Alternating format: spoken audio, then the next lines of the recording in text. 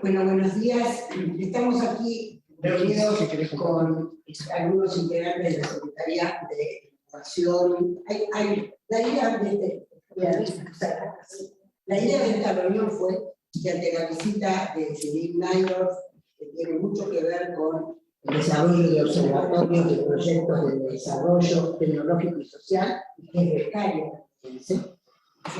viene un poco a trabajar con nosotros en nuestras agendas, pero además, desde la unidad de proyectos estratégicos que depende del rectorado, trabajar con esta cuestión de intercambiar, atravesar espacios y poder tener a futuro trabajos en conjunto desde estos lugares. Generalmente cuando la gente está en Buenos Aires están más cercanos, vieron que Dios atiende en Buenos Aires, todo, pareciera que todo pasa allá. Pero como nosotros estamos tan inquietos este último tiempo, y estamos llevando nosotros cuestiones a Buenos Aires y haciendo un tembladeral interesante, era muy importante que hoy pudiéramos tener esta reunión un tanto, digamos, acotada, para que ustedes pudieran charlar con tranquilidad sobre cómo están trabajando y qué aportes puede hacer Judith desde su lugar, y en última instancia cómo se puede pensar a futuro en un trabajo en conjunto, que creo que es lo mejor que puede ocurrir ante estas instancias.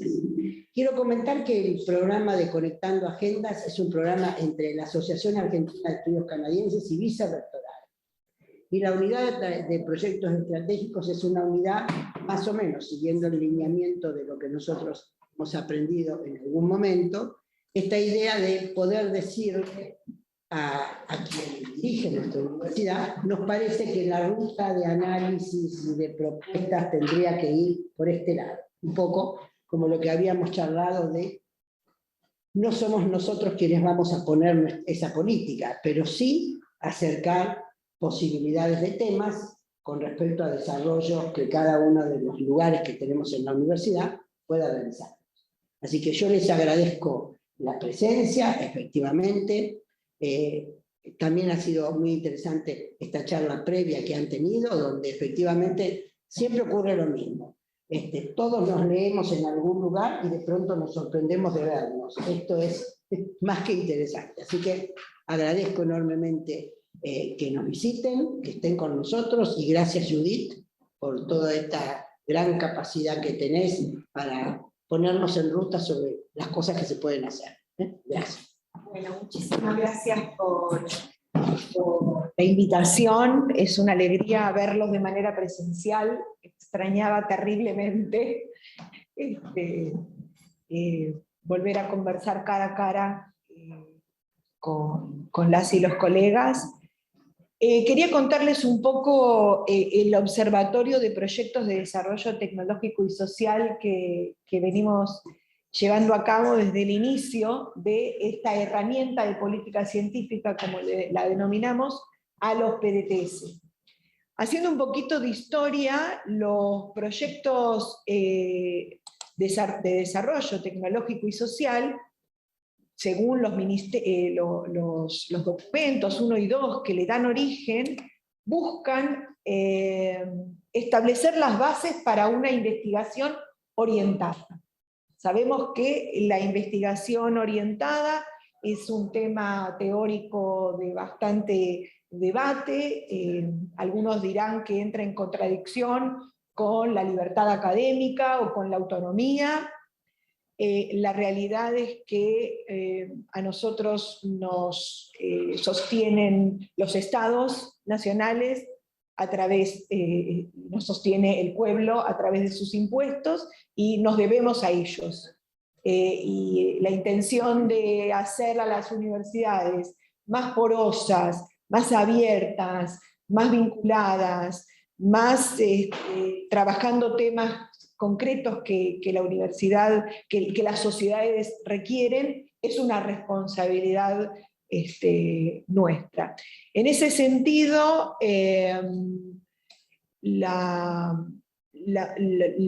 la característica, digamos, del origen de los PDTS en realidad surge de una necesidad de empezar a ponderar la vinculación tecnológica o la transferencia social de conocimiento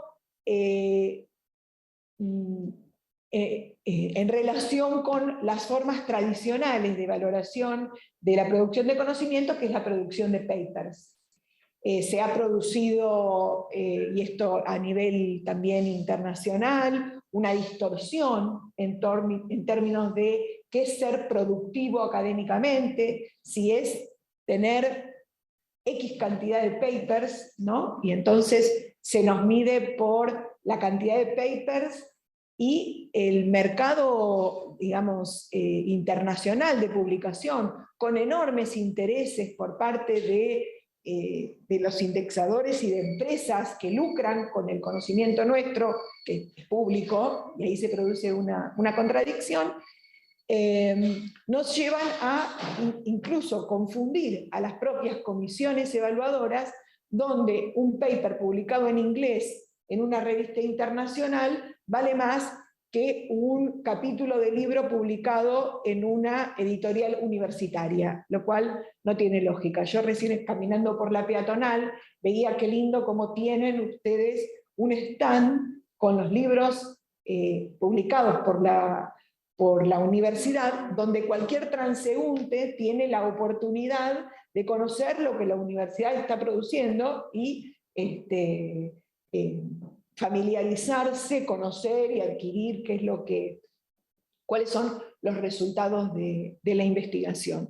Ahora, más allá de esta necesidad de reformular la evaluación, que en realidad fue el objetivo primero de los PDTS, es decir, crear una forma alternativa de evaluación académica, luego fue derivando, porque la discusión entre todas las instituciones científicas del país, se fue expandiendo los objetivos mucho más de la mera transformación de la grilla de evaluación. Entonces, en los documentos se empieza a hablar de un nuevo perfil de investigador, crear a futuro un investigador que esté absolutamente comprometido socialmente, y ahí uno puede ir a buscar, que es algo que también hacemos en nuestro equipo de investigación, cuáles son los antecedentes del compromiso social, ¿no? Porque, por ejemplo, el colombiano Orlando Falsborda, ya en 1969, había hablado sobre el compromiso social de la universidad y diferenciaba, digamos, el compromiso y la engagement, ¿no? Ahí decía él que en francés hay dos acepciones de compromiso. Uno que es el compromiso claudicación y el otro que es el compromiso para la transformación social, ¿no? Esos eran los términos que se utilizaban en ese entonces. Entonces, la cuestión de compromiso también es una categoría que nos interesa mucho más que pertinencia, ¿no? Que la pertinencia ha sido también, digamos, tomada como una forma un tanto mercantil de la producción del conocimiento, y no es ese el espíritu, por lo menos, de nuestras universidades públicas.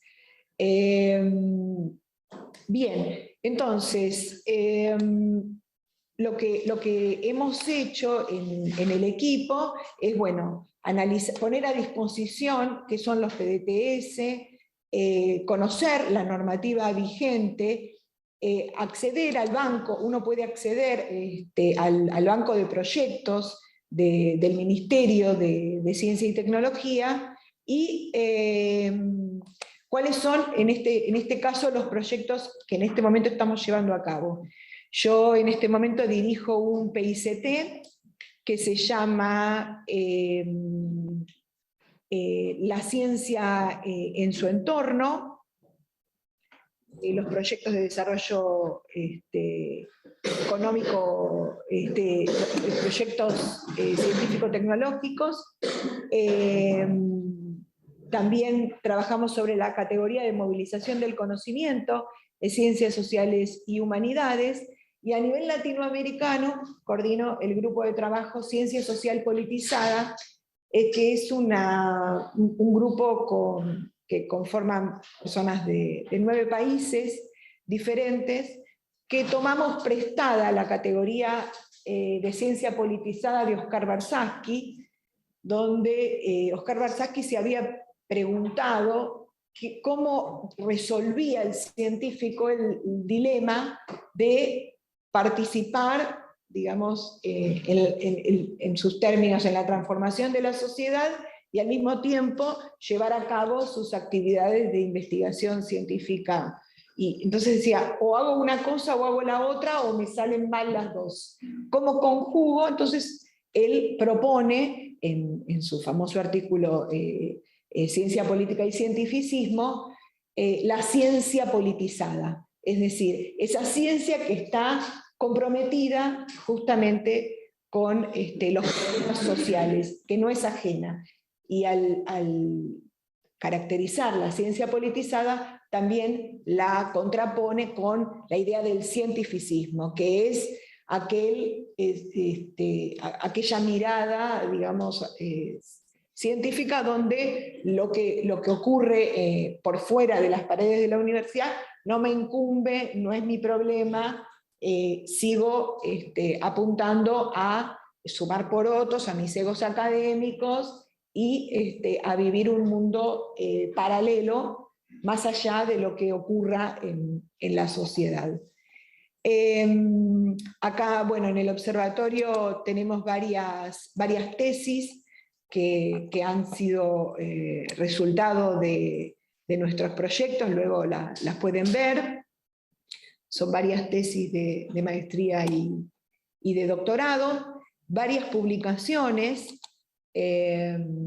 como por ejemplo la movilización del conocimiento en 3 tiempos. Yo he coordinado varios dossiers, uno que se presentó hace 3 días en el Instituto de Investigaciones en Ciencias de la Educación, junto con Gustavo Fischmann, sobre libre acceso del conocimiento, y este primero es de la revista Lusófona en Portugal, el texto Ciencia Social Politizada y Móvil en una nueva agenda latinoamericana orientada a prioridades, escribí con Daniela Perrota, hacia una nueva definición de utilidad del conocimiento, el primer análisis sobre los PTS, porque accedimos nosotros también a una información privilegiada, que es los audios de las discusiones de cuando los PDTS estaban siendo planeados, y luego algunas características de la evaluación académica y la relevancia socioproductiva. Además de trabajar estos temas, soy investigadora independiente de CONICET, y participo en las comisiones evaluadoras. En el 2020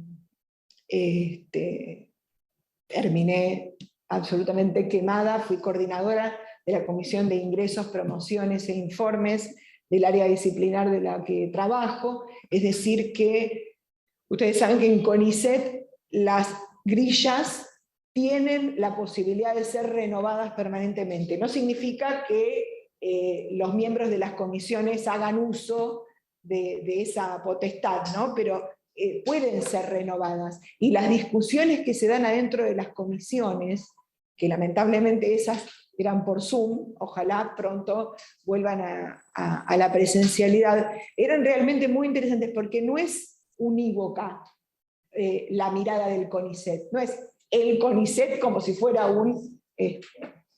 Y luego, por otra parte, tengo la suerte de ser convocada por la gerencia de evaluación de CONICET. En este momento se está haciendo un estudio sobre trayectorias, y digamos, me han pedido una contribución sobre criterios académicos 2020, y he puesto las grillas en comparación: biología, química, física, y todas las ciencias sociales desde 2010 hasta la actualidad, y cómo fueron cambiando, y cómo también la proporción del valor de las publicaciones cambia de disciplina en disciplina muchísimo. Esto es muy necesario de ser tenido en cuenta a la hora de abordar proyectos interdisciplinarios, porque estamos de acuerdo con que necesitamos trabajar por problemas pero luego nos evalúan por disciplinas. Entonces nos encontramos en una situación muy esquizofrénica al respecto.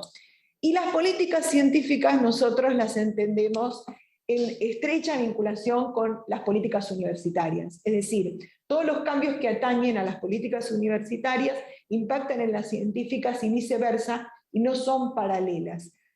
He escrito también el año pasado bastante críticamente sobre el PROINCE. Había trabajado había trabajado críticamente sobre el PROINCE y también sobre el CIDIUM. O sea, como una forma de empeoramiento de las condiciones del PROINCE. O sea, tenía sus problemas el PROINCE, pero el CIDIUM,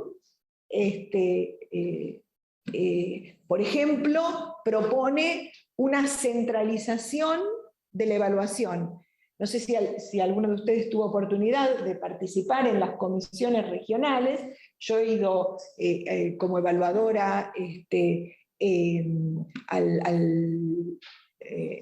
Jujuy, creo que era noreste, después en Mendoza, es decir, y podíamos analizar, recuerdo, los perfiles de alguien que pide una categorización 4 en Chilecito, ¿no? No es lo mismo que alguien que la pide en Buenos Aires, que no es lo mismo que alguien que la pide en Tierra del Fuego. Bueno, todo eso el CIDIUM barrería y haría una especie de simplificación que, digamos, es en ese sentido para peor. Y además a las universidades privadas las coloca en el mismo nivel que a las universidades públicas, digamos. Y el sistema había sido pensado exclusivamente para las universidades públicas, sin contar que ustedes bien saben que tanto la Agencia Nacional de Promoción Científico-Tecnológica como el CONICET financian indirectamente a las universidades privadas, con becas, con subsidios, ¿sí? Esto a veces, si hay gente del otro lado, ustedes seguro que lo saben, pero digamos, a veces uno no tiene conciencia de que el Estado está financiando a la educación privada y que, como vos planteabas recién, luego son la fuente consultada por los medios. Una línea. Educación superior la publifica, exacto. La educación superior para acá, eso se habilitó. Bueno, otro aporte, otro trabajo que hemos hecho en el año 2020, ustedes recuerdan que la apertura de las sesiones ordinarias del actual presidente de la Nación planteó, la pandemia no parecía algo real, planteó el reemplazo finalmente de la Ley de Educación Superior que tanto habíamos querido. Entonces, bueno, relevamos con una miembro de mi equipo de investigación, que además es asesora de un diputado, iba a participar de las comisiones de educación sobre el tema. Bueno, por un lado, volver a revisar, porque es verdad que nosotros y los de nuestra generación sabemos lo que es la Ley de Educación Superior, pero las nuevas no. Entonces hay que volver a contar nuevamente qué fue, cómo fue aquellas protestas, ¿no? Yo recuerdo, fue la primera vez que vi un camión hidrante venírseme encima, digamos, porque estábamos ahí, no, porque a veces también, me pasó una vez en un final, en la facultad, que un estudiante me dice, no, porque en los 90 estaban todos tomando pizza con champán. Y digo, momento, nosotros estábamos en la resistencia, estábamos ahí, yo estaba recién comenzando la carrera y bueno, estábamos todos analizando y estudiando la Ley de Educación Superior para que no saliera. Y bueno, igual como pasó ayer. Artículo por artículo. Artículo por artículo. Porque además hubo propuestas de la Federación Universitaria de Ingeniería Alternativa, básicamente. Exacto. Profundamente componable. Exacto. Bueno, entonces volvimos a contar eso y analizamos después también hay un miembro de mi equipo, que está aquí, Sebastián Gómez. Él hizo todo un estudio sobre los intentos de reforma que hubieron en el año 2008, digamos, ese intento de reforma. Hubo una consulta coordinada por la entonces responsable del área de educación de la Cámara de Diputados, Adriana Puigros. Presidenta de la comisión. Presidenta de la comisión, no me salía el nombre, por eso dije, sí, presidenta de la comisión, y se hizo una consulta nacional que generó 400 hojas de trabajo desgrabado, que Sebastián Gómez se tomó la molestia de estudiar letra por letra y analizar los 8 proyectos que los distintos bloques habían presentado. Es más, yo como directora de él lo ayudé a ordenar y a crear categorías para comprender, digamos, estos 8 proyectos, en qué 3 líneas se ubicaban. La tesis que él sostiene es que la 125, la famosa 125, dio por finalizada, y en él es aquel debate. Y lo único que se pudo hacer un mes antes de que finalice el gobierno de Cristina Kirchner, la propia diputada Adriana Puigros presenta un proyecto que se aprueba para al menos eliminar la posibilidad de la no gratuidad. O sea, el arancelamiento como posibilidad se elimina, es decir, se cambia ese, no la ley entera, pero aunque sea ese... Ahí también hay una batalla, porque en realidad, si bien la ley lo deja abierto a la posibilidad del arancelamiento, la reforma constitucional determina que la educación es gratuita en Argentina hasta el nivel universitario. Entonces vos tenés en la Constitución incorporado eso, me acuerdo porque también fue una claro. de la federación que se incorpore eso en la reforma constitucional. Entonces, en realidad, si la ley, si se plantea el arancelamiento, la estaríamos en contra de la Constitución nacional. Claro. Me parece que quedó ambiguo, ¿no? La Constitución dice gratuidad y equidad. Sí, claro. Concepto de equidad. El concepto de equidad no es choto en abstracto. Lo que pasa es que puesto al lado de gratuidad relativiza. Equidad es un... Hay una aclaración que hace, que me parece interesante. Cuando otros autores toman otros investigadores, toman 2 palabras que generan un desequilibrio enunciativo, se explica hacia dónde van. ¿Qué explica? ¿Qué quiere decir? Ya hablo de esta cuestión de gratuidad, y qué quiere decir la noción de equidad. Porque si la dejas abierta, son como los finales de literatura. Bueno, yo he trabajado mucho sobre eso. Resolvió la cuestión. Algunos dirán que resuelve, otros prefieren reemplazarla.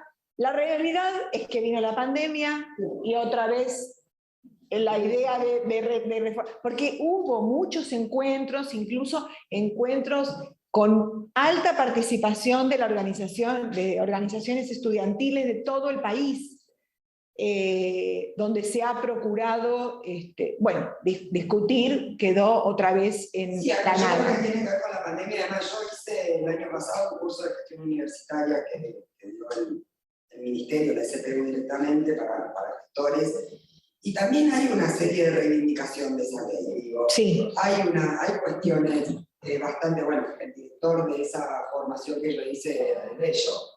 Claramente, el contexto, claro, claramente el contexto de esa formación tenía que ver con muchos actores que reivindicaban. O sea, la discusión no hay un consenso. No lo hay. No lo hay. En ese artículo, que si quieren todo lo que publico está online, se llama Hacia una nueva ley de educación superior del 2020, planteamos esto. O sea, no... Todos estos temas, digamos, porque también publicar obviamente es importante, es nuestro deber, digamos, y bueno, es un canal también de diálogo. El tema de la equidad, Cecilia Braslavsky había planteado que era uno de los conceptos estelares de los 90, la equidad. Y recuerdo haber discutido con colegas europeos, yo hablando de igualdad y ellos diciéndome que me había quedado de modé, digamos, que ya no daba hablar, ¿no? Entonces, bueno, muy interesante, digamos, todo ese tipo de discusiones y poder volcarlas.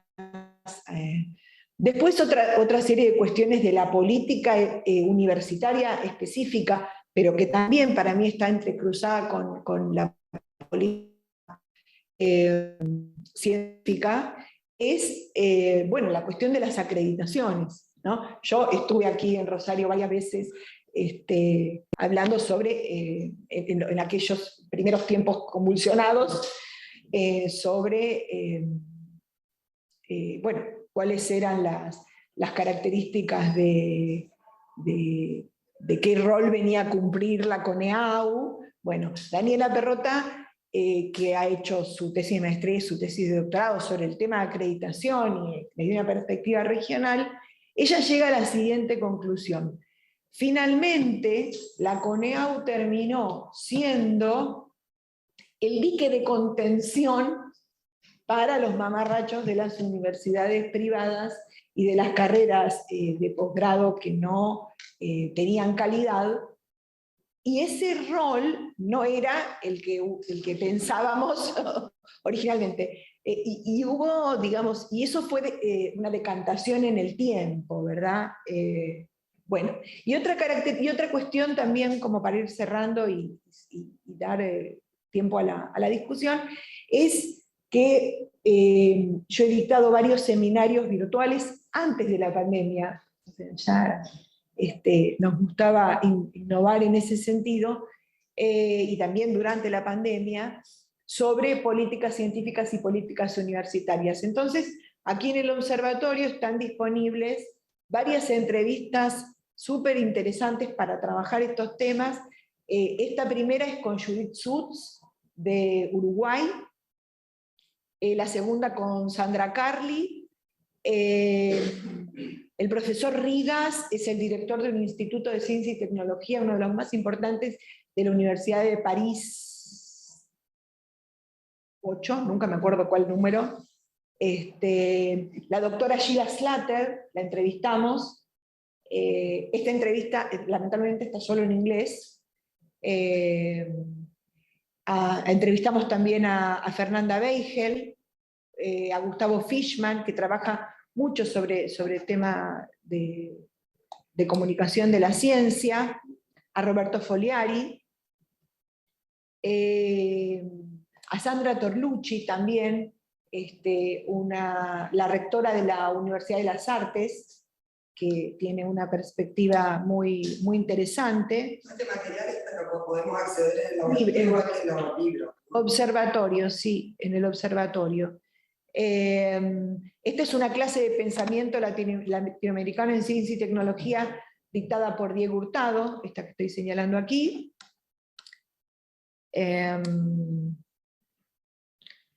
Federico Bacenda, una clase que política científica para las ciencias sociales y las humanidades. Esta es una clase también que da Daniela Perrota. Bárbara García Godoy, en este momento es la secretaria de investigación del Ministerio de Salud. También es miembro del equipo, yo soy directora de su tesis de doctorado. Y la cuestión de internacionalización, que es la expertise de Daniela. Bueno, esto como para comentar un punteo de cuestiones que quedan más abiertas que otra cosa. Vamos a andar hurgando. Con muchísimo gusto, para eso lo poné. Bueno, y eso es todo. ¿Daniela está conectada? Excelente, entonces charlemos. Que planteaste en relación a los PDTS, que en algún momento, digo, porque me parece significativo, Digo, sin lugar a dudas, que el hecho de que hayan modificado los formularios de incorporación a proyectos y de identificación de proyectos es importante, pero bueno, no solo se quedó en eso. Lo más importante es que los PDT se obligaron a reformar los formularios de evaluación de los investigadores. En ese sentido a mí me parece, digo, porque uno puede pensar que las diferentes convocatorias puedan tener diferentes modelos de evaluación en virtud de cuáles son los objetivos de la convocatoria, ¿no? Y esto podría quedar como una herramienta con un formulario particular a los efectos de los objetivos de esa misma herramienta. Pero conllevan una reforma en los formularios de evaluación generales de los investigadores, mínima, es mínima, porque en realidad no es que hay, también hay que decirlo. Paulatino. Sí, pero es un antecedente importante, porque incorpora allí la cuestión de la vinculación de los investigadores o de las acciones de los investigadores con la problemática social. Entonces, digo que no está incorporado hasta el momento. Sí, en los proyectos de investigación decía cómo usted piensa que va a tener impacto social este proyecto, que todos nuestros formularios lo tienen al final chiquitito y que casi muy pocos lo llenan o con 2 párrafos y es obligatoria la cantidad de palabras y te permite seguir en el costo. Digo, pero más allá de esto, va a transformar la propia evaluación que hace el estado de las acciones de investigación. Sí. Digo, y que va en relación a esto, empieza a pensar en que no hay que evaluar solo los papers en inglés, exacto, sino que hay que ponderar, insisto, un poquito, desde sí, el inicio, ponderar otro tipo de actividades. Sí, son varias las innovaciones. Primero y principal, que un proyecto requiera sí o sí un demandante que firme y que co-construya el proyecto es toda, exacto. La cuestión de la evaluación también está floja porque no saben qué hacer, no saben cómo hacerlo, le dicen al investigador, no sé qué pongo, no llegan a veces esas evaluaciones. Y otra cosa muy interesante que la encontró Melissa Kuchner, que defendió su tesis de maestría hace más o menos 2 meses, ella entrevistó a las contrapartes, es decir, a los demandantes, con lo difícil que fue construir toda esa base de datos y que los demandantes quisieran conversar sin temor con nosotros y demás, es que hay un aprendizaje más allá del arribo o no exitoso al resultado. Digamos, si no se produjo lo que se proponía, de todas maneras, ese encuentro, bueno, entonces ella, digamos, que hizo un trabajo cualitativo, logra describir, está su tesis también subida al observatorio, ese enorme aprendizaje que provoca la interacción, cómo el demandante se siente en otra circunstancia y también el investigador aprende al haber, por ejemplo, una cooperativa de carpinteros, ¿no?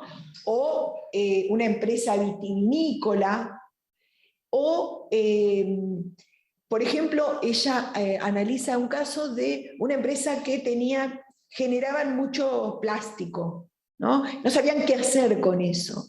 Entonces, finalmente, terminaban derivando en un mercado informal que vayas a saber dónde tiraban esos plásticos.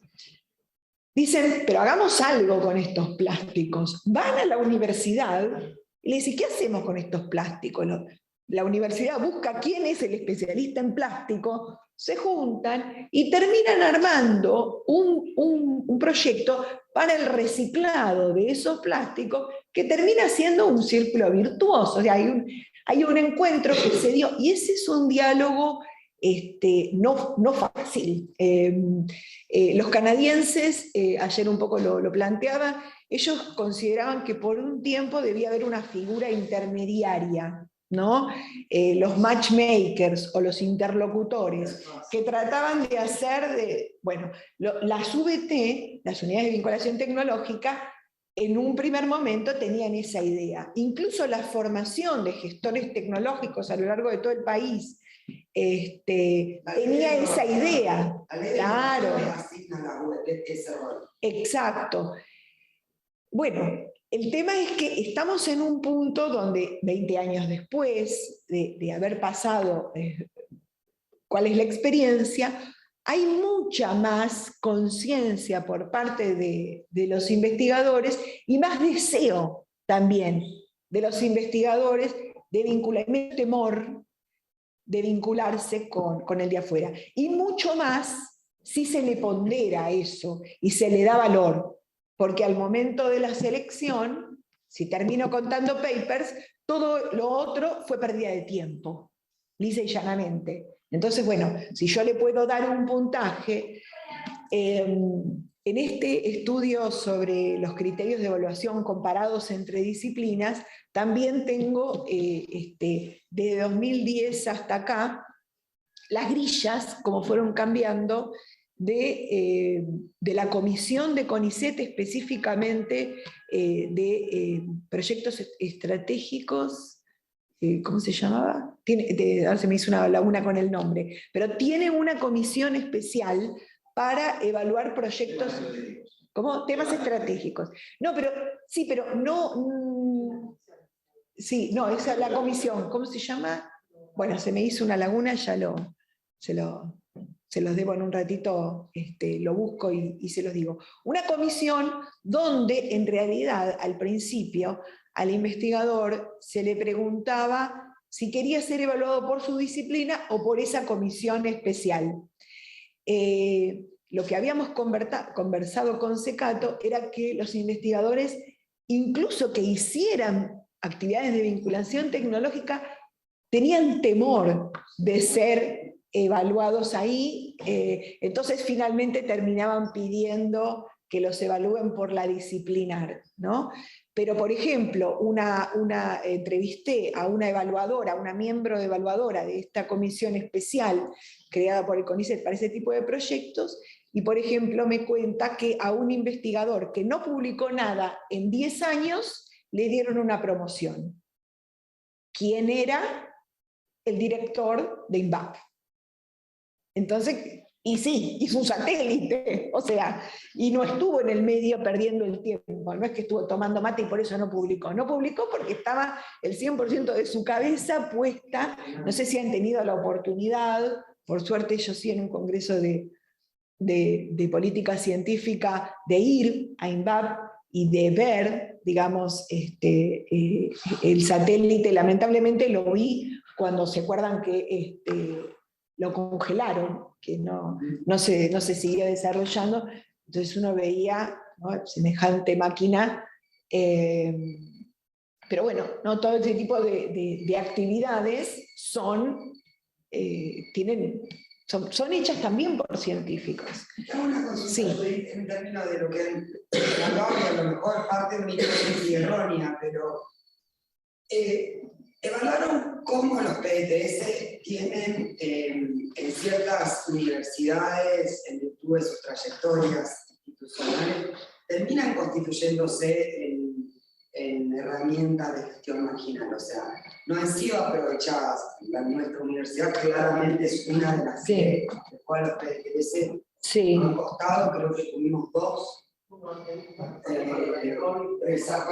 con el COVID, pero inicialmente, yo creo que tiene que ver con las trayectorias muy tradicionales de las instituciones, con un desconocimiento, obviamente, y temor a salirse de los parámetros de gestión habituales, y bueno, habría que ver inclusive cómo después el COVID y demás permitió esta idea de reivindicar esta serie de proyectos como en una etapa posterior al origen. Pero digo, inicialmente, por ejemplo, en la UNR, los PDTS fueron absolutamente marginales desde las políticas. Bueno, sí, les puedo decir, primero y principal, ustedes recordarán, el gran impulso lo dio el CIN en el 2014. Si el CIN no hubiera llamado a una convocatoria con financiamiento para PDTS, todavía seríamos 4 los que lo conocemos. Recuerdo que en 2013 nosotros ya trabajábamos, yo ya dirigía un PICT donde analizábamos los PDTS, y yo decía, no hay ningún lugar donde estén definidos, o sea, démosle una mano a la gente con esta información. Y saltó todo al estrellato a partir de una decisión política muy concreta del CIN de haber tomado la posta y haber financiado estos proyectos. Entonces, no solamente los que ganaron, sino los que no ganaron, también empezaron a interesarse por este tipo de proyectos, por este tipo de propuestas. Lamentablemente, no se ha vuelto a repetir. Fue la única convocatoria. ¿Cuál es el beneficio de tener...? ¿No? Lo decía el CIN. Claro. Se generan desde el área de ciencia y tecnología del ministerio, pero de esto, por eso te digo lo de marginal, me interesa. Sí. Esto se encargan las universidades. Sí. La ciencia y la tecnología está haciendo otra cosa. Sí. Hay mucho de eso. Sí, ¿no? yo sé que de parte del ministerio hubo varios intentos de algunos funcionarios de que se conviertan los PDTS en una línea de financiamiento que no ocurrió. En este momento la información que la propia Secretaría de Articulación tiene de los proyectos es bastante escasa y no está sistematizada. Por ejemplo, esto de que no tienen las contrapartes ordenadas, ¿no? O sea, es un tema así, como bien decís, marginal. Ahora, por ejemplo, hace poquito publicamos un artículo con Jacqueline Noriega de la Universidad Nacional de San Luis, donde encontramos que la Secretaría de Vinculación Tecnológica, creo que así se llama ahora, digamos, toma la cuestión de los PDTS desde el 2019, y así cada una distinto.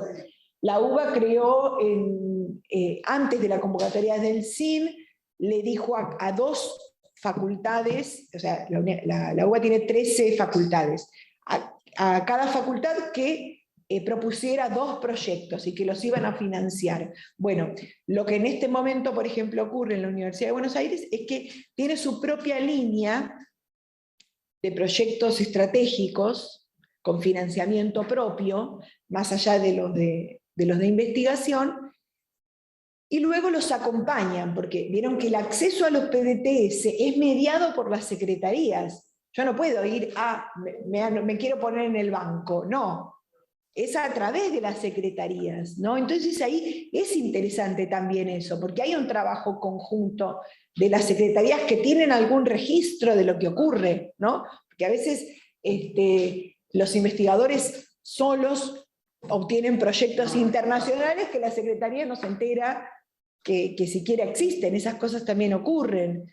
Y mucho más, decía Mario Albornoz, cuando hay escasez de recursos y no le quiero contar a nadie de dónde saco la plata para investigar, ¿no? Esto, él decía que una de las funciones de la Secretaría de Ciencia y Técnica al inicio de la democracia era como blanquear ese tipo de financiamiento que estaba ocurriendo.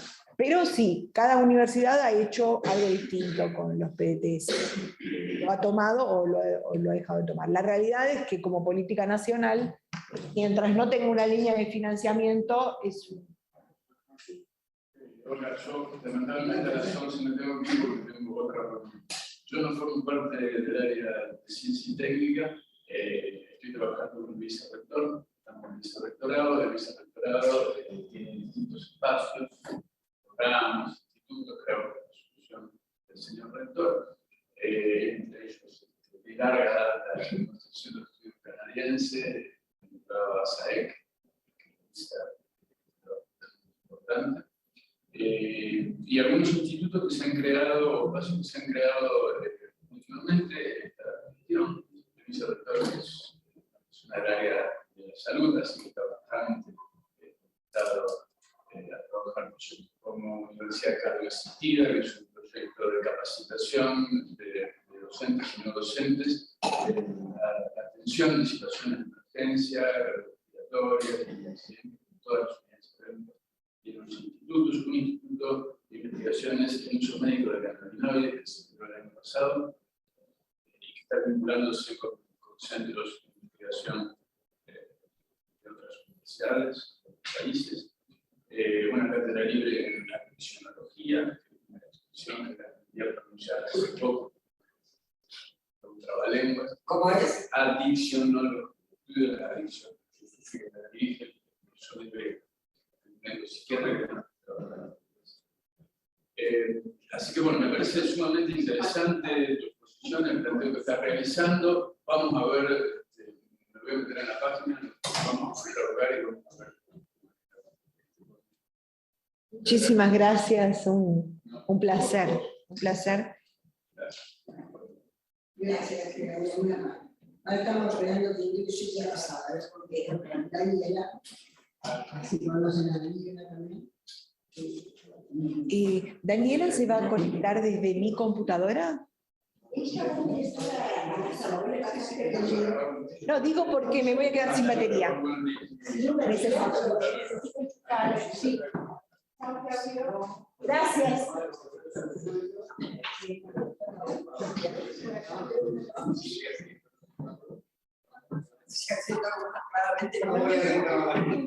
No, acá debe llegar.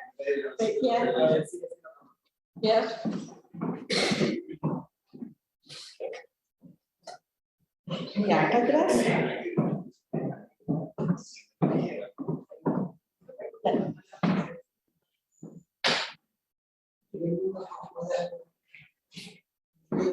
Tendría que hacer solo el trabajo. Dale, una de las adicciones de la neurobiología. Y bueno, bien estudiado en Harvard. He trabajado con Gustavo de Vega y con él el nombre. Lo que pasa es que también hay un tema no menor que tiene que ver con nuevos sobre investigación. Es el tema de los ciegos, de los animales, hay un montón de cuestiones ahora. Totalmente Preguntarles. Sí, creo que tengo que ver con eso. No, pero preguntarle, porque él está acá en el Instituto de Cannabinoides. Él está trabajando puntualmente con nosotros como SAE, que proporcionamos. Bueno, dale. ¿Cómo que me conecta acá con Daniela? ¿Qué hago? No. Comando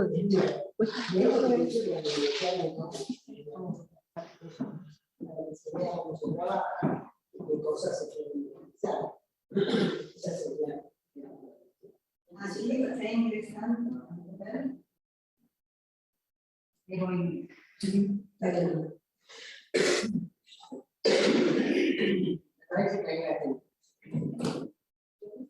Ahí está. Ahí está.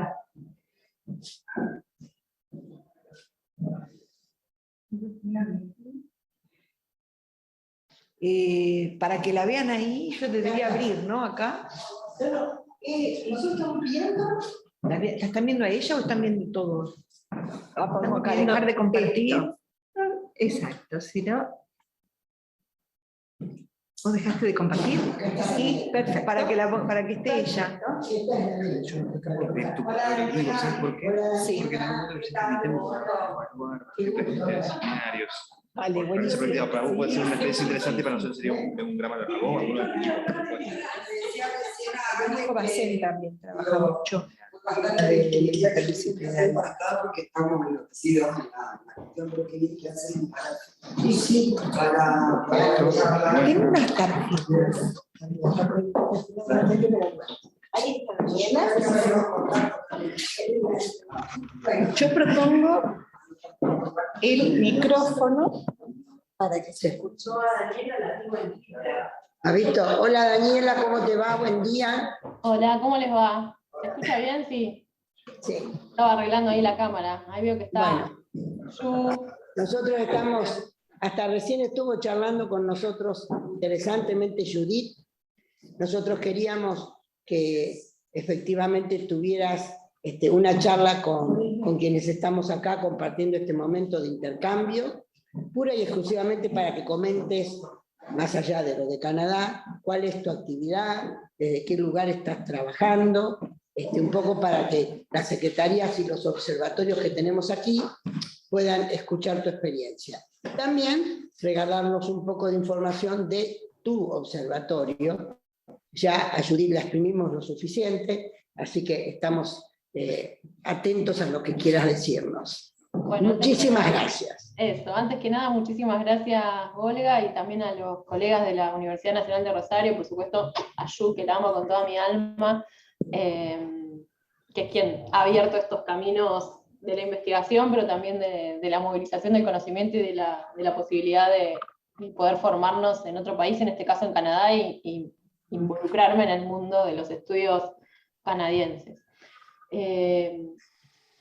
Siempre que arranco este tipo de charlas, y como Judith sabe mucho, y algo te comentaba yo, Olga, el otro día, soy una investigadora que tiene un pie en dos disciplinas, por decirlo de alguna forma. Por un lado, mi lugar de trabajo como investigadora de CONICET es el Instituto de Investigaciones en Ciencias de la Educación de la Facultad de Filosofía y Letras. Yo hice una maestría en educación y me especialicé, junto con Judith, en estudios de la universidad, política de educación superior y política científica. Pero, y acá es el desde dónde, soy politóloga y mi otra pata está vinculada a los estudios de la ciencia política y las relaciones internacionales. Dentro de este gran campo de las relaciones internacionales, de esta gran disciplina de las relaciones internacionales, tengo una mirada sobre todo desde los estudios de la integración regional como campo de estudios, de los estudios de regionalismo, y también desde las miradas o desde las narrativas del sur global, o incluso de coloniales, para pensar las relaciones internacionales. Entonces, esa conjunción de dos disciplinas hacen que participe activamente. Bueno, con Judith tenemos el observatorio de PDTS, de Proyectos de Desarrollo Tecnológico y Social, donde, como ha contado, seguramente abordó las categorías de movilización del conocimiento, una categoría que también es muy tributaria de nuestras experiencias de intercambio en Canadá, sobre todo la categoría y desde dónde se utiliza, las cuestiones que tienen que ver con la utilización, el uso de la ciencia, los para qué de los resultados de esos procesos de investigación, el pensar también esos usuarios y actores que co-construyen conocimiento desde los propios procesos investigativos, digo, desde el inicio. Pero por otro lado, yo también en la Facultad de Ciencias Sociales tengo a cargo el Observatorio de Integración Regional, donde un poco nucleo a diferentes colegas que trabajamos regionalismo, yo desde el campo del regionalismo, la integración, la internacionalización universitaria, y otros colegas en diferentes cuestiones. Justo hoy, cuando venía para acá, me acordaba, preparando lo que iba a decirles a ustedes, dos cosas quería sobre todo marcar y después entrar en ya más lo que yo hago. La primera es que tanto los estudios de educación superior, propiamente dichos, de educación superior internacional, como unas miradas que tienen que ver con la movilización de actores sociales en los procesos de integración regional, en los regionalismos, en los tratados de libre comercio, para mi experiencia personal, el haber contado con redes de colaboradores canadienses y participar de comunidades académicas argentino-canadienses o latinoamericanas y canadienses, ha sido un elemento bastante sustantivo. Justo estábamos preparando una propuesta para un congreso que se hace el año que viene en Montreal, y estábamos contactando a Laura McDonald, que ha trabajado tratados de libre comercio y ahora está abordando el rol de las mujeres en esos procesos, porque una de mis tesistas aborda a mujeres rurales en los procesos de integración regional. Pero vuelvo a lo que les quería contar. Tuve la dicha de participar en las experiencias de estudios argentinos-canadienses en varias ocasiones, sobre todo entre 2008 y 2012-2013, marco ahí un punto porque fue cuando empezó a decrecer quizás la intensidad de estos estudios en nuestro país, pero gracias a eso yo en el 2012 hice una estancia de investigación en OIC, que es el Ontario Institute of Studies of Education. Y para mí, ahí terminé de escribir, no de escribir la tesis per se, pero sí de lo que llaman, sobre todo las academias del norte, el momento de ajá de la tesis, que es donde todas las piecitas entraron a acomodarse, y tuvo mucho que ver con la experiencia intercultural de la propia comunidad de estudios de educación superior internacional, a Ruth Heijo, pero también a otros más, Cres Osá, Amy Metcalf, bueno, ahí hay un montón de colegas con los que trabajo hasta el día de hoy. Hago un cachito así, porque si está muy bajito, vamos a ver si podemos hacer que salga el sonido. Yo no sé si sale, claro, no sé. Ah, ¿se está usando de acá? Está escuchando de ahí. Eh, La persona de acá. Hay que hacer algo para mí que... Sí, pasa que Hasta que les está dando hoy. Sonido acá también. A ver.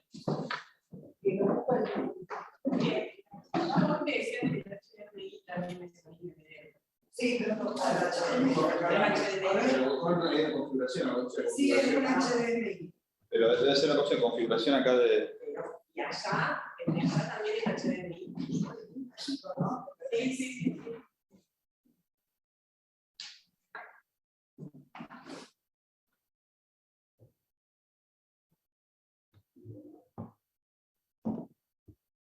Si no instalaron esos parlantitos a la boca.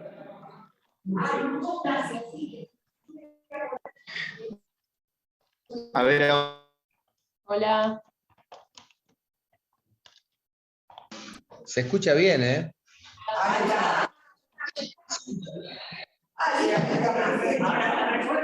alguien que sabe de tecnología, no nunca yo. Viste, justo hoy estaba hablando yo del tema de la HDMI como Ahí se escucha perfecto. Uno que ¿Está bien? politólogo. Excelente. Bueno, no sé hasta qué parte se escuchó, pero lo que yo les quería contar, que tanto... Todo, simplemente se escuchaba bajito. Ahora se escucha fuerte. Bueno, vuelvo a donde estaba.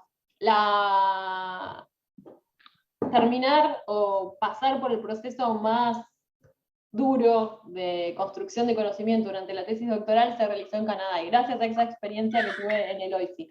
¿Y por qué lo digo? Porque esa comunidad de referencia es la que me permitió a mí, además de mi trabajo, por supuesto, con Judith y en el equipo de la Facultad de Filosofía y Letras, pero también con mis colegas de la Facultad de Ciencias Sociales, fue poder vincular estos dos campos disciplinares que por lo pronto en Argentina están un poco separados, digo, la educación superior hasta hace no muy poquito casi que ni se involucraba en temas que tenían que ver con lo internacional, desde el punto de vista de la educación internacional, la cooperación internacional y la internacionalización propiamente dicha. Entonces, con los colegas de Canadá confirmamos una comunidad epistémica que tiene que ver con los modos de abordaje de estos fenómenos. Y desde ahí, los temas que yo trabajo, pero que también son colaborativos con el grupo de Judith y también un poco ahora en la Universidad Nacional de las Artes, tiene que ver con repensar las formas en las cuales podemos pensar las políticas y las prácticas de internacionalización universitaria. Con Canadá compartimos fuertemente ciertos valores o culturas académicas que tienen que ver con lo público de la educación. Seguramente Judith habló al respecto, con la concepción del conocimiento como un bien público, de la educación superior como un bien público, y eso hace que nuestras academias dialoguen con una sinergia bastante interesante entre las dos, sabiendo que hay algunas asimetrías en términos de producción de conocimiento, digo, Canadá con mucho más, comillas, fierros para hacer investigación que nosotros, pero aún así, desde una postura, o por lo menos con la academia que a mí me toca compartir, tanto en U of T, en Toronto, con el OISI, pero también con la Munk School of International Affairs, es poder pensar la construcción de conocimientos de manera más recíproca y simétrica, pese a que son academias globales, del norte global y del sur global. Digo, esa posibilidad y esa riqueza también, que es lo que estudio, que tiene que ver con cómo sean estas dinámicas de colaboración entre instituciones de diferentes lugares, teniendo la región latinoamericana como un punto esencial, pero también pensando que si realmente queremos promover espacios de educación intercultural solidarios, cooperativos y que apunten a una meta, ¿no? Que se orienten al ejercicio de un fin que tiene que ver con el desarrollo sostenible de nuestras sociedades, la posibilidad de estos intercambios, aún con países, entre comillas, del norte global, es posible porque tenemos eco en estas otras academias que piensan más cercanamente a lo nuestro. Desde este punto de vista, hay toda una cuestión que tiene que ver con la decolonialidad y la educación superior, que está presente en ambas academias, canadiense y la nuestra en Argentina, desde nuestro grupo. Hay toda una cuestión que tiene que ver con reconocer las asimetrías de poder al interior de la estructuración del sistema de producción científico, tecnológico y artístico, pero cómo a pesar de eso, algunos actores, quizás con posiciones más periféricas, tenemos capacidad de agencia para incidir en estos debates globales, y desde ahí es de donde trabajo las cuestiones que yo estoy mirando. Puntualmente tengo 3 grandes líneas para sintetizarlas de estudio. Una tiene que ver con analizar las prácticas y las políticas de internacionalización universitaria de nuestros países, fuertemente en Argentina, pero con énfasis en el Mercosur y alguna cuestión comparada con otros países, en su momento Argentina-Canadá. En segundo lugar, una segunda línea de investigación que busca indagar cómo se construye conocimiento sobre integración regional y sobre relaciones internacionales en las academias del sur global, con más fuerte énfasis en una selección de casos de América Latina, y ahí ustedes van a ver que yo siempre combino mis 2 grupos o mis 2 patas, el grupo de estudios sobre universidad y el grupo de estudios sobre regionalismo y relaciones internacionales.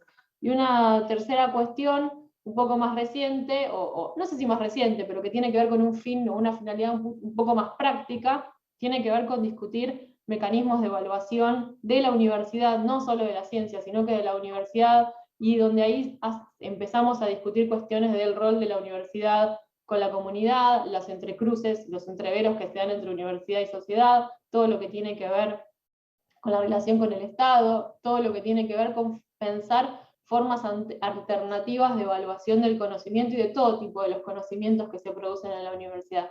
En este sentido creo que Judith, nuestras discusiones sobre movilización del conocimiento parten de eso, cuestiones previas parten de cómo pensar las actuales condiciones de producción intelectual, y allí también el publicar o perecer y todos los antecedentes que hemos tenido de nuestros vínculos argentino-canadienses son muy importantes para construir este corpus teórico y conceptual y también metodológico para analizar estos casos. Y de manera más reciente, por lo menos en mi caso, porque yo siempre a lo que hacemos como equipo le doy esa mirada desde los estudios más globales e internacionales, pensando los esquemas de evaluación ahora con otro prisma no diría anti-ranking, pero sí criticando fuertemente el armado de los rankings, pensando sistemas más latinoamericanos, y ahora un poco más post-pandemia, digamos, o pandemia administrada mediante la relación de la universidad con la consecución de las metas y los objetivos de desarrollo sostenible y la Agenda 2030, digo, y ahí discutir evaluación también es bastante central. Desde el punto de vista de la investigación, es un poco todo esto lo que hago. No soy una investigadora pura hoy, 100% diríamos, porque estoy con una licencia por un cargo de gestión, soy secretaria de Vinculación y Desarrollo Institucional de la Universidad Nacional de las Artes, llevo adelante la agencia, uno de los temas que llevo tiene que ver con la internacionalización de la universidad, y hasta hace poquito fui directora nacional de Cooperación Internacional, hasta hace un año, del Ministerio de Educación de la Nación, con lo cual también desde mi lugar de gestión, el haber transcurrido por experiencias también académicas, formativas y de gestión internacional, se ponen en juego a la hora de la práctica profesional constante. Yo siempre le voy a agradecer, y con esto quizás quiero cerrar y quizás hacer una ronda de preguntas, agradecer a Loisy y a Ruth Heijo y a los colegas que conocí ahí, porque al día de hoy es la academia con la que me formé, me sigo actualizando y con la que comparto una misma comunidad epistémica y comunidad de práctica, porque estamos geográficamente alejados, pero hermanados y muy en contacto desde el punto de vista de cómo construimos conocimiento y cuáles son nuestros valores a la hora de producir conocimiento y cómo pensamos que debe ser o ha de ser la universidad. Así que desde ese lugar, quizás sinteticé de manera muy extraña todas estas cuestiones. A mí ya estoy tratando de darle una vuelta de tuerca a la idea de observatorio, gracias a un colega cubano que se llama Lázaro Rodríguez Oliva, que propone la idea de transformatorios, u otros colegas politólogos que están hablando de colaboratorios, para pensar que no solo hacemos observación, sino que contribuimos a transformar y es colaborativo este proceso de producción de conocimiento. Así que desde ese lado, muchísimas gracias.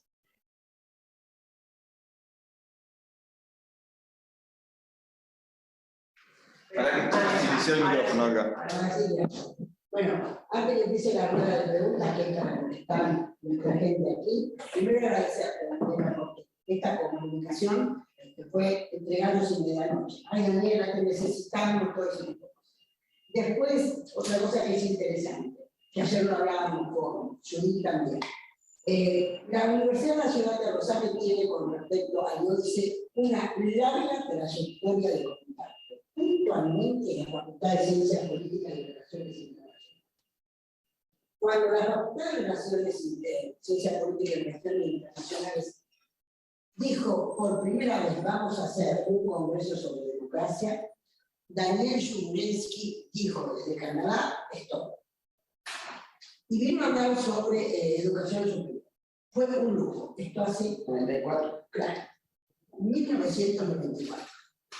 Lo comento porque, bueno, las cuestiones de la vida, Daniel Chmurensky no se quedó en Canadá, se fue a vivir a otro país, eso no importa. Lo interesante es qué nos dejó Daniel en ese momento, cuáles son los contactos, qué docentes de nuestra facultad hicieron un puntapié inicial en decir, señores, hay lugares que están trabajando desde otro lugar. Creo que todo es difícil, pero algo que me encanta de esto, y Viviana acaba de irse, Viviana Bocomini, que trabaja conmigo en todo esto, a mí lo que me encanta es ver gente muy joven, preocupada por viejos temas. Y gente muy joven que reconoce quiénes fueron efectivamente sus maestros y quienes los colocaron en determinadas rutas. Y estoy más que, digamos, orgullosa de mi universidad, porque mi universidad es pionera. Y creo que vamos a poder hacer muchas cosas en conjunto. De hecho, Daniela trabaja con Anabela Russo, con toda la gente de Relaciones Internacionales desde hace muchísimo tiempo. Entonces, uno dice, bueno, pareciera que no pasó nada. No, estos contactos son realmente importantes. Entonces, en este reverdecer de contactos, la idea de que alguien tan pobre que esté manejando un observatorio y que esté diciendo, me parece que no debe llamarse así, y que hable de otros pensadores y de otros investigadores, y puedan estar con ustedes, también jóvenes, digamos. A nosotros, quienes hemos hecho camino en varias cuestiones, realmente nos emociona, y además porque si uno se pone a pensar, Judith y yo hace aproximadamente 20 años, que no lo veo. Entonces digo, esto es importante. Así que bueno, gracias Daniela otra vez, porque sé que tu tiempo que tenés después de reuniones, como toda persona que gestiona, lo mismo le pasa a nuestras chicas y a nuestros muchachos aquí, así que dejo abierto el diálogo entre ustedes, que siempre es mucho más prometedor a futuro. Gracias. No, bueno, gracias a ustedes. Bueno, yo como le decía a Olga, hoy tengo comisión previa de superior, así que ustedes saben lo que es el trabajo de las comisiones. Tengo que evaluar en las plazas del programa de movilidad, que son nada más ni nada menos que 45, así que es una jornada muy difícil, pero no quería dejar de estar, ponerme a disposición, y sobre todo lo que mencionaba Olga, ¿no? Las redes que se van haciendo, porque todo este trabajo de generar oportunidades, y que después se concretizan en programas, políticas, viajes que se hacen, o movilidades virtuales, que es lo que estamos también tratando de compatibilizar ahora, para que puedan acceder más personas al beneficio, ¿no? De poder tener un campus internacionalizado. Siempre el boca a boca, la generación de redes y los espacios estos de comunidad son los que ayudan mucho a diferentes cuestiones, tanto al estudiante, al docente que se quiere tener la experiencia, como a nosotros desde la gestión.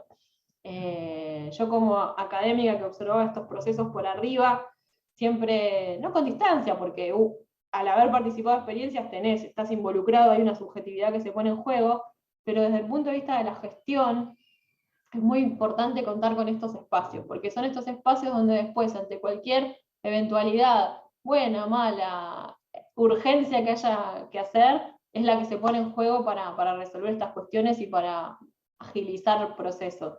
Yo solo les digo un dato: cuando estaba en la Dirección Nacional y vino la pandemia, así, segundo mes de gestión, muchas de las cuestiones que se pudieron resolver, y sobre todo la repatriación, tuvieron que ver con estos contactos que vamos generando a lo largo de contactos a nivel del país, a nivel de la región, a nivel de vínculos binacionales, los que nos permitieron resolver estos temas tan álgidos que nos tocó transitar. Así que yo, de mi lado,